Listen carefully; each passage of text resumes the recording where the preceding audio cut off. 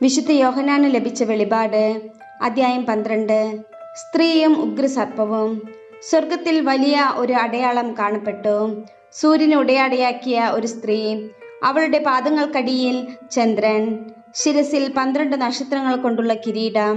അവൾ ഗർഭിണിയായിരുന്നു. പ്രസവ വേദനയാൽ അവൾ നിലവിളിച്ചു. പ്രസവ ക്ലേശത്താൽ അവൾ ഞെരുങ്ങി.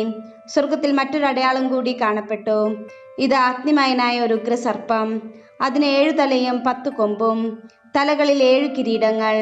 അതിന്റെ വാൽ ആകാശത്തിലെ നക്ഷത്രങ്ങളിൽ 1/3 വാരിക്കൂട്ടി ഭൂമിയിലേക്ക് എറിഞ്ഞു. ആ സ്ത്രീ പ്രസവിക്കുന്ന കുഞ്ഞിനെ വിഴുങ്ങാൻ സർപ്പം അവളുടെ മുമ്പിൽ കാത്തുനിന്നു. അവൾ ഒരു ആൺകുട്ടിയെ പ്രസവിച്ചു.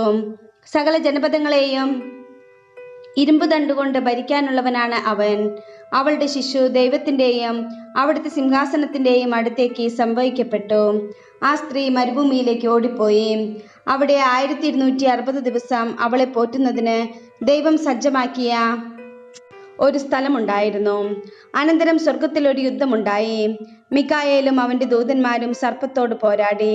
സർപ്പവും അവന്റെ ദൂതന്മാരും എതിർത്ത് യുദ്ധം ചെയ്തു. എന്നാൽ അവർ പരാജിതരായി. അതോടെ സ്വർഗത്തിൽ അവർക്ക് ഇടമില്ലാതായി. ആ വലിയ സർപ്പം, സർവ്വലോകത്തെയും വഞ്ചിക്കുന്ന സാത്താൻ എന്നും പിശാചെന്നും വിളിക്കപ്പെടുന്ന ആ പുരാതന സർപ്പം ഭൂമിയിലേക്ക് വലിച്ചെറിയപ്പെട്ടു. അവനോടുകൂടി അവന്റെ ദൂതന്മാരും. സ്വർഗത്തിൽ ഒരു വലിയ സ്വരം വിളിച്ചു പറയുന്നത് ഞാൻ കേട്ടു. ഇപ്പോൾ നമ്മുടെ ദൈവത്തിന്റെ രക്ഷയും ശക്തിയും രാജ്യവും അവിടുത്തെ അഭിഷിക്തന്റെ അധികാരവും ആഗതമായിരിക്കുന്നു.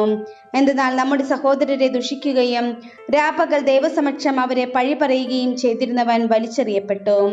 അവരാകട്ടെ കുഞ്ഞാടിന്റെ രക്തം കൊണ്ടും സ്വന്തം സാക്ഷ്യത്തിന്റെ വചനം കൊണ്ടും അവന്റെ മേൽ വിജയം നേടി.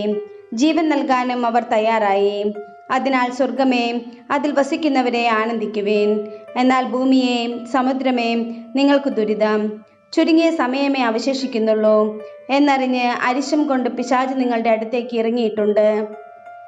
താൻ ഭൂമിയിലേക്ക് എറിയപ്പെട്ടു എന്ന് കണ്ടപ്പോൾ ആൺകുട്ടിയെ പ്രസവിച്ച സ്ത്രീയെ അന്വേഷിച്ച് സർപ്പം പുറപ്പെട്ടു. സർപ്പത്തിന്റെ വായിൽ നിന്ന് രക്ഷപ്പെട്ട് തൻ്റെ സങ്കേതമായ മരുഭൂമിയിലേക്ക് പറന്നു പോകാൻ വേണ്ടി ആ സ്ത്രീക്ക് വൻ കഴുകന്റെ 2 ചിറകുകൾ നൽകപ്പെട്ടു. സമയവും സമയങ്ങളും സമയത്തിന്റെ പകുതിയും അവൾ അവിടെ സംരക്ഷിക്കപ്പെടേണ്ടിയിരുന്നു. സ്ത്രീയെ ഒഴുക്കിക്കളയാൻ സർപ്പം തൻ്റെ വായിൽ നിന്ന് നദി പോലെ ജലം അവളുടെ പിന്നാലെ പുറപ്പെടുവിച്ചു. എന്നാൽ ഭൂമി അവളെ സഹായിച്ചു. അത് വായ് തുറന്ന് സർപ്പം വായിൽ നിന്ന് ഒഴുക്കിയ നദിയെ വിഴുങ്ങിക്കളഞ്ഞു. അപ്പോൾ സർപ്പം സ്ത്രീയുടെ നേരെ കോപിച്ചു. ദൈവകൽപ്പനകൾ കാക്കുന്നവരും യേശുവിന് സാക്ഷ്യം വഹിക്കുന്നവരുമായി അവളുടെ സന്താനങ്ങളിൽ ശേഷിച്ചിരുന്നവരോട് യുദ്ധം ചെയ്യാൻ അത് പുറപ്പെട്ടു. അത് സമുദ്രത്തിന്റെ മണൽത്തിട്ടയിൽ നിലയുറപ്പിച്ചു.